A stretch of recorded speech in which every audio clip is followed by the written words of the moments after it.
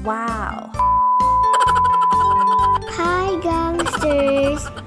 Sa mga oras na to, nagpapakulo na ako ng laman loob, charis. Pinapakuluan ko na yung backbone, atay, at itlog, pugo. Habang nasa kalan nga yung mga pinapakuluan ko, naggayat na ka ng carrots and repolyo.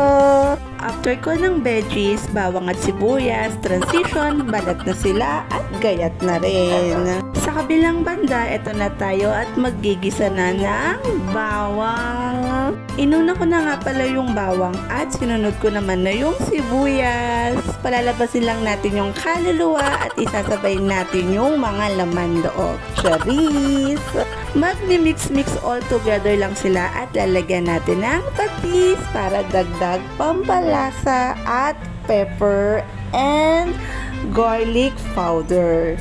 Pag nag-mix-mix all together na nga sila, ilalagay na natin yung atreté liquid.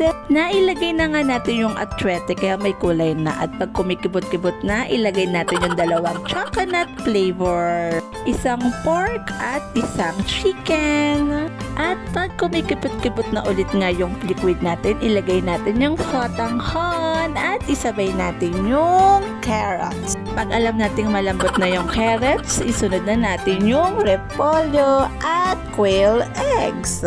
Pagkalagay nga ng quail eggs, maya-maya pakuluin lang natin siguro ng 2 minutes at pag kumikibot-kibot na, luto na siya. Done cooking! Bye-bye! Thank you for watching!